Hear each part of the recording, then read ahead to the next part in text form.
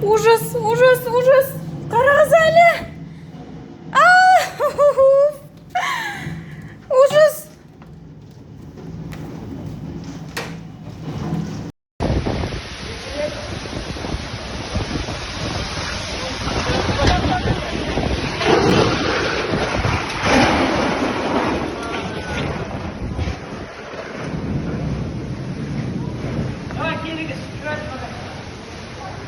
Изначально предполагалось, что ремонт продлится до ноября, но подрядчик смог сократить сроки проведения работ, за счет чего добиться, сообщил генеральный директор подрядной организации Василий Чекуров.